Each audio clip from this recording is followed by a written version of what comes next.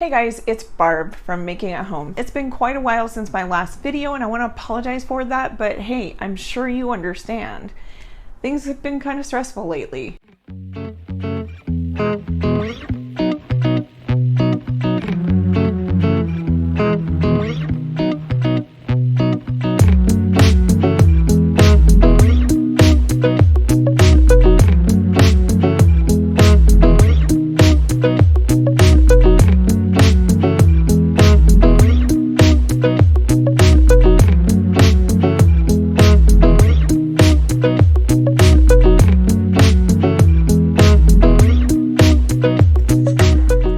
I've decided that going forward, I'm going to be doing more preparedness videos, more videos about how you can be more self-reliant. I'll be showing you guys how I do my sourdough starter, maybe talking a little bit about my kombucha, doing fresh ground flour from wheat berries. We're just going to go into more self-reliance type videos. I just really feel like the videos that I want to do that will really help you guys out are going to be more self-reliance and emergency preparedness related.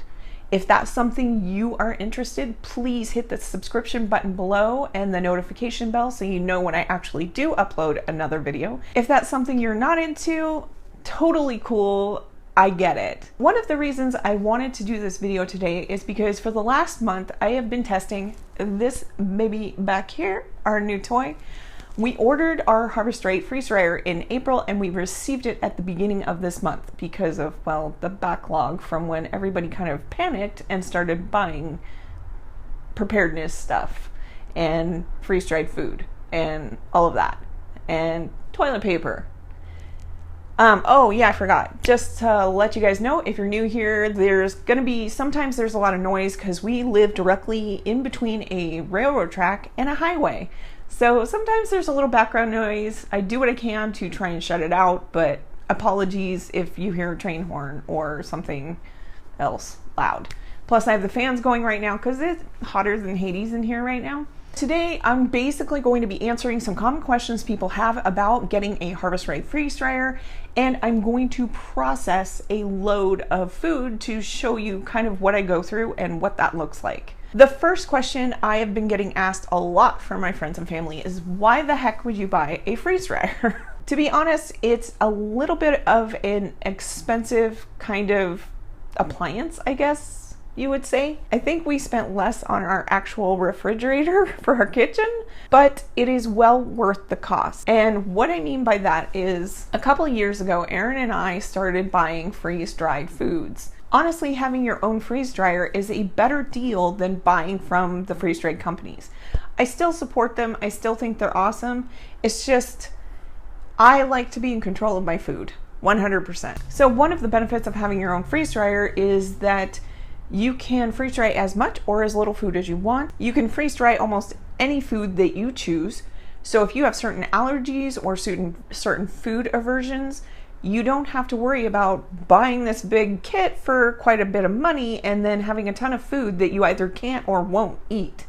That is a really great benefit to the freeze dryer. The second really awesome thing about the freeze dryer is it cuts down on food waste. I can start a load of foods, like I'll do a couple trays of something I have in the freezer, like some frozen peas or frozen corn. And if I have some food in the refrigerator that I'm worried is going to go off soon or it'll go bad before we can eat it, I actually will put a load of that food as well into the freeze dryer. So then I am saving a ton of money by not throwing out food that's gone bad. The cost of it, yeah, it is a little like, it made me choke when I first saw how much we were going to be spending on the freeze dryer. It's a pricey appliance, but I recommend, if you can afford it, get one. The reason is we honestly don't know what's going to be happening, you know, a couple months from now. We're still experiencing the effects of COVID in our food supply now. I just went into the store the other day and noticed that the pasta aisle was like a quarter of the size that it used to be. And who's to say we don't experience more food shortages? So that is one of the reasons that Aaron and I decided to get the freeze dryer, is because we wanted to be able to build our own long-term food storage.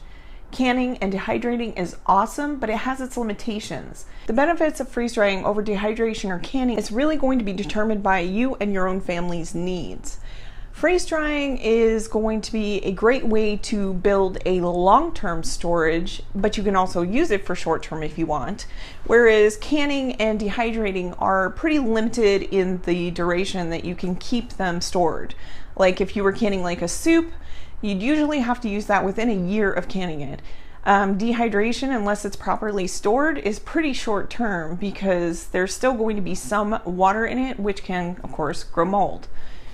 Freeze drying is the solution if you're looking for a long-term option. If you take all of the freeze-dried food I bought over a year's period, I could have honestly freeze-dried myself way more food and actually freeze-dry the foods that I like, enjoy, and that my family will eat. And I don't know if you've seen how much it costs to buy a year's supply of food for a family of 4, but it is pretty ridiculous. That is actually one of the reasons we bought the freeze dryer, is that whenever there are sales going on in our grocery stores or when fruit and vegetables start to become available in our area, because we live in a farming community, I will be able to go to farm stands and purchase flats of vegetables and fruits and freeze dry them.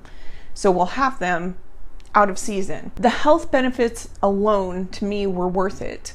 The fact is, when you freeze dry it, the process that happens, it actually preserves a majority of the nutrients and vitamins in the food. Whereas with canning or dehydration, you're going to lose a lot of the vitamins and nutrients. That was a huge deal to me and Aaron.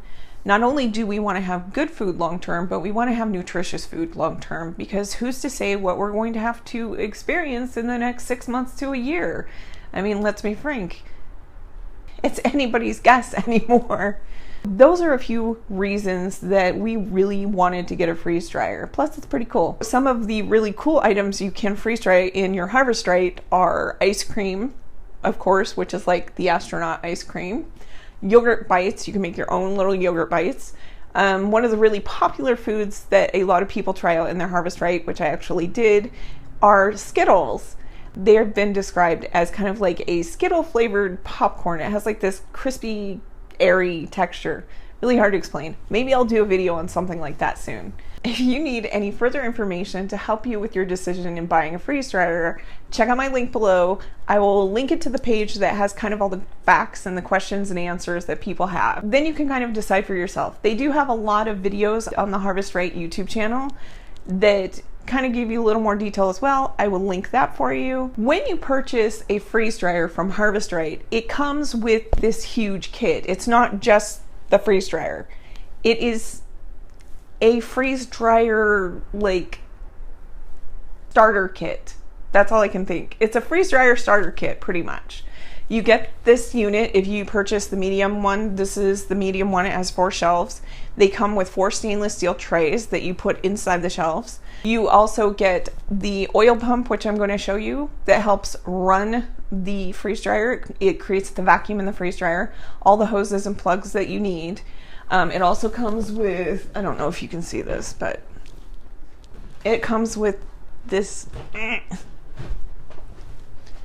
little, if I can get it out, it comes with this little pad to protect your door from the frigid temperatures that happen. And then the other items that you receive with it is 2 small bottles of the oil that you need to put into the pump, a quart bottle of oil, a filter setup. There's basically, there is some maintenance with the freeze dryer, and it's not that difficult. You don't have to be tech savvy or mechanically inclined to run this freeze dryer.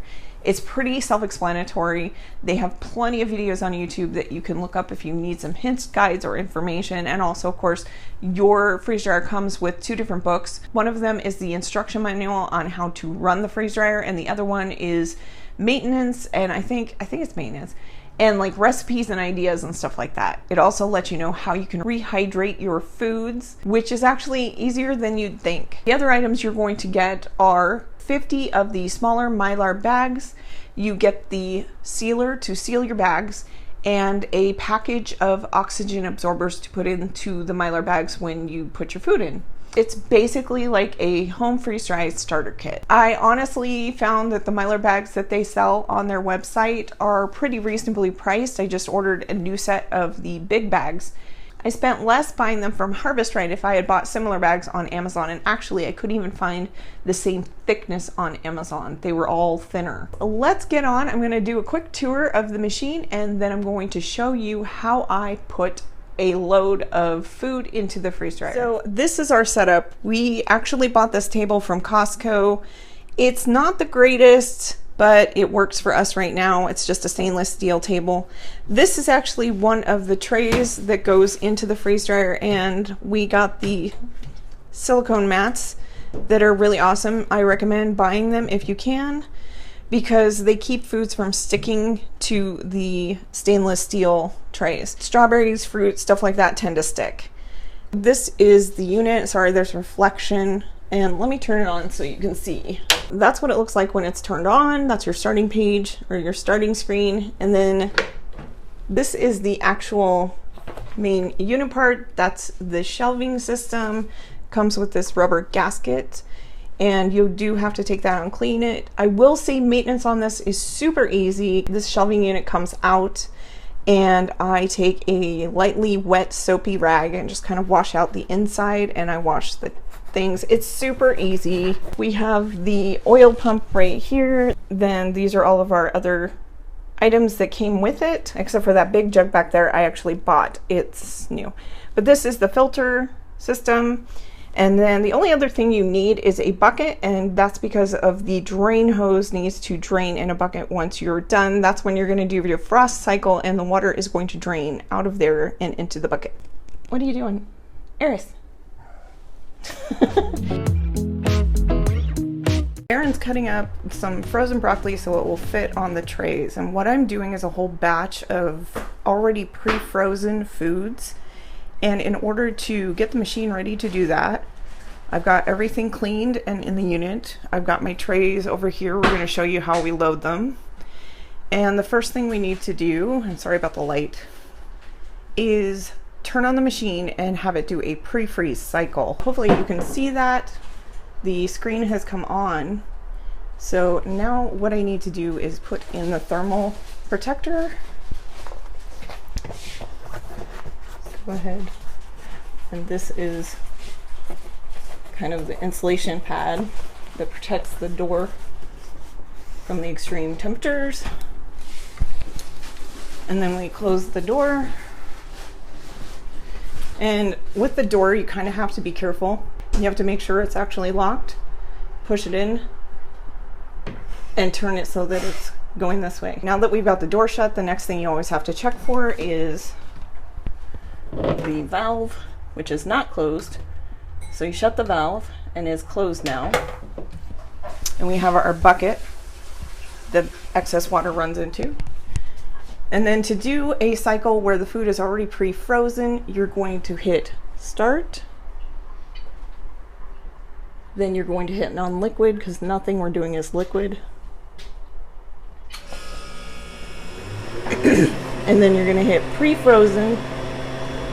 It's going to do a pre-freezing cycle for 30 minutes, and then we'll come back and put the food in. Now it's done with the pre-freeze cycle. You can probably hear it beeping in the background. Sorry if it's a little loud in here. That's the fan for the refrigeration unit. So I'm going to start traying up things, and the first one I'm going to do is the raspberries. I pre-froze in my deep freeze from our garden.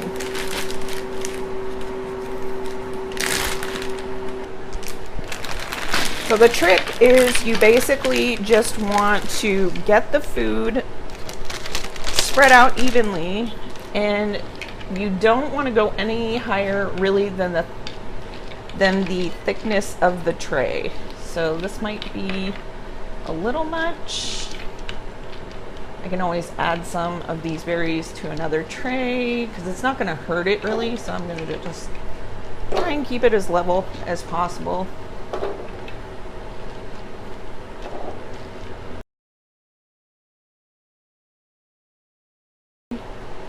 And I'm going to add some blueberries to this tray. Now I'm going to add some frozen blueberries to the tray that I had in the freezer. because they go everywhere. And like I said, you just want to make sure they're spread out evenly. I try and get stuff so that it's not stuck together.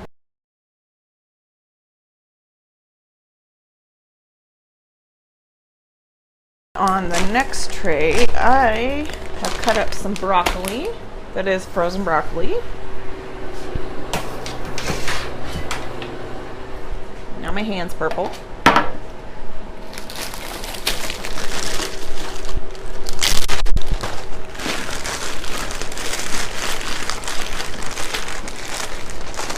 And Erin cut the stems off, and I'm hoping we can lay these flat on here so that they don't hit the top of the tray, or hit the tray over there.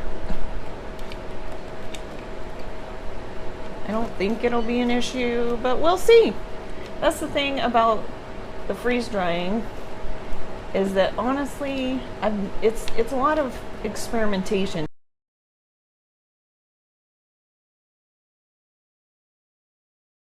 Now we've got a tray of broccoli, and I think on the last tray I'm going to do some peas and maybe some avocado. So I'm going to do some peas, the rest of this bag maybe.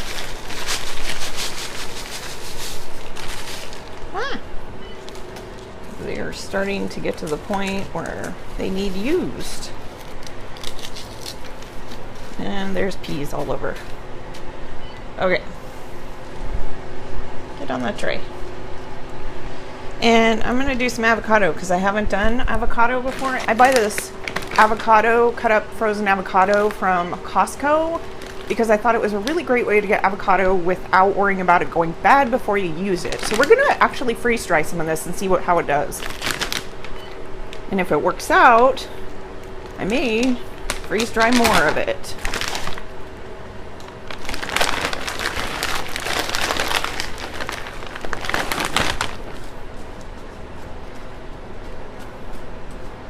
Okay, so now that I have all my trays loaded and ready to go, I've got the two over here as well.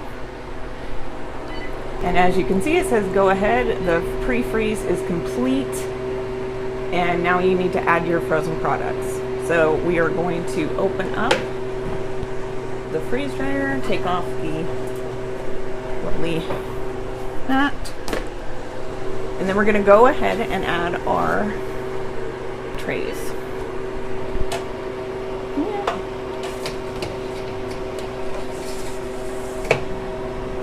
And you want to make sure they go all the way back. Sometimes they get hung up on the back of the shelf unit.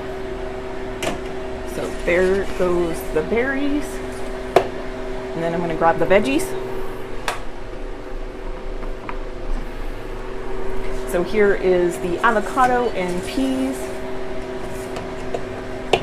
Oh, come on, get in there.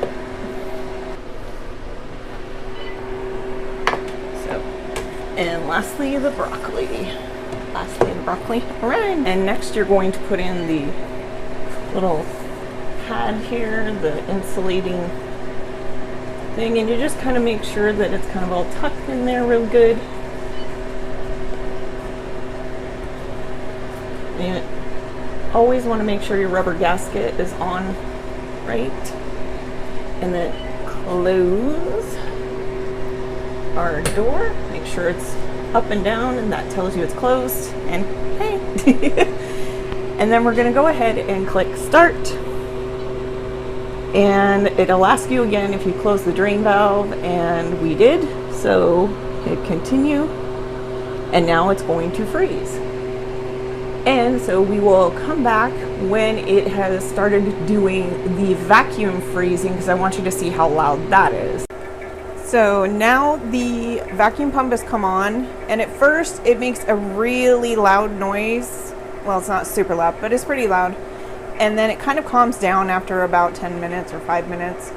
But you can tell this is basically what it sounds like when the vacuum pump is going.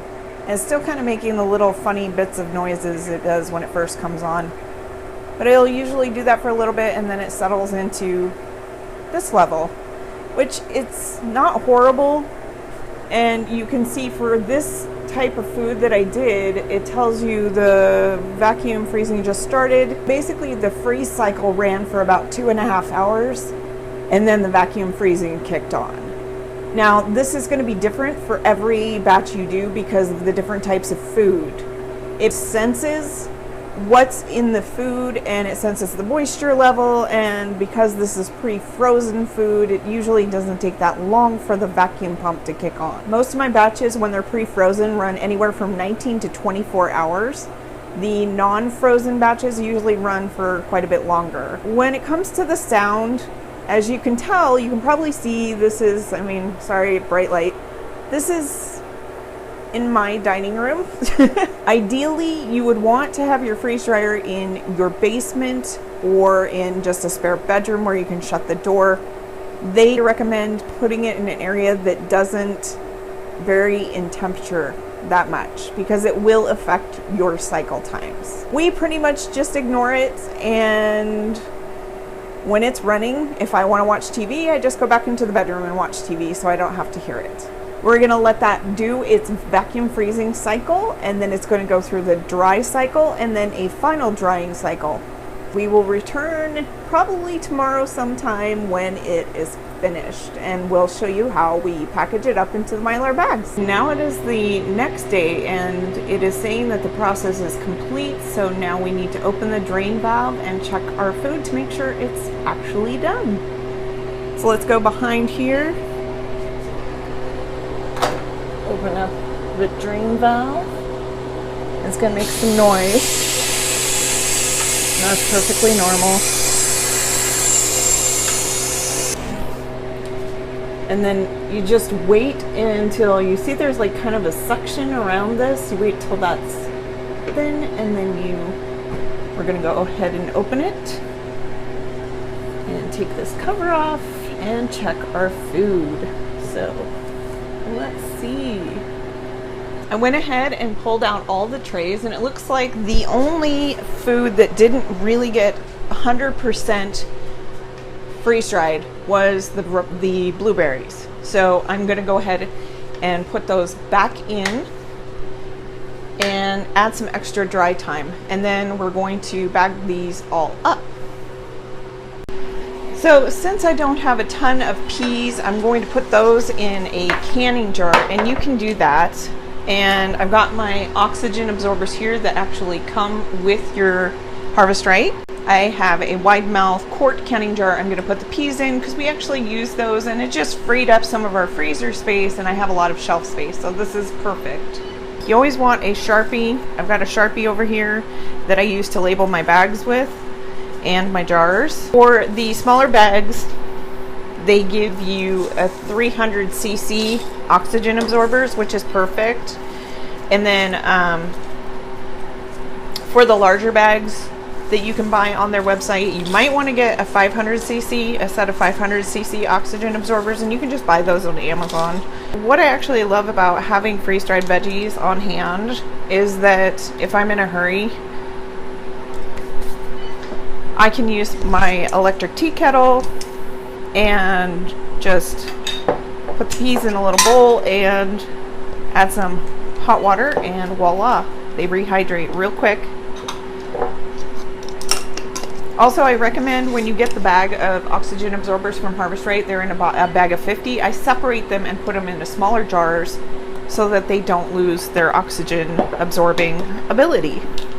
Then I just screw in the lid, and now I have peas to use at any time. These are the size bags you get with your Harvest Right. And of course, you always want to label your bags with the name and the date that you bagged it. And then I'll show you how I seal them up. Go ahead and just drop that in there. The really cool thing about the freeze-dried veggies is that you could add them to soups, you can add them to, like casseroles and stuff like that, and you don't have to even rehydrate them because they rehydrate in the food. It's just a nice way to add vitamins and nutrients into your food. and not take up your freezer space. And the reason that's also a benefit is if the power goes out, which we actually had happen over winter one year, you don't have to worry about opening your freezer and letting things thaw out, because you just have to pull these out and add some hot water. So that filled it up. I'm going to go ahead and throw one of my oxygen absorbers in there, and then I'm going to show you the sealer. Okay, let's go over to the sealer. This is the sealer you receive from Harvest Right, and it is like I said, it's like a really good commercial sealer. There is a dial on the back here. You want it set to 7 because that is 7 mils, and that's how thick these bags are. So you just go ahead and push down, and you'll hear a click when it's done. I know it's kind of hard to hear because we're right next to the fan. And I like to seal it 3 times just to make sure. All right, so that's done, and as you can see, there's a nice seal on there, and that's ready to be put into our food supply. So let's go ahead and do the raspberries. We're gonna use the bigger bags that I bought. As you can tell, they're rather big, off Harvest Right.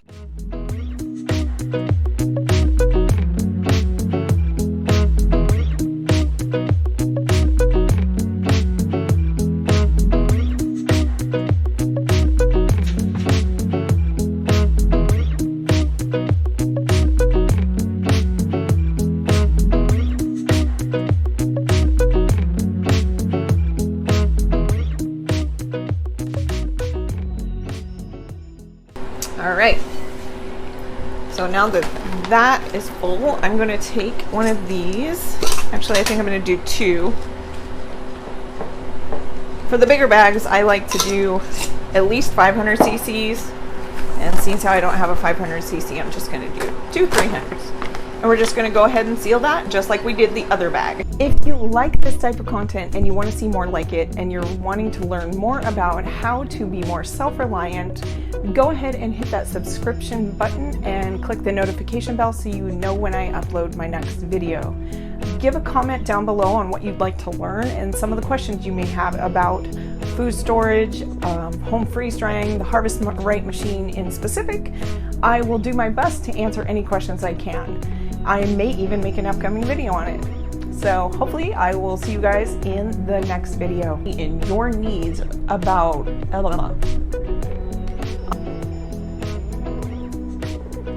Eris, what are you doing? Eris! If you'd like to get any more or further information on... Seriously? Great, I just can't do this. Jeez.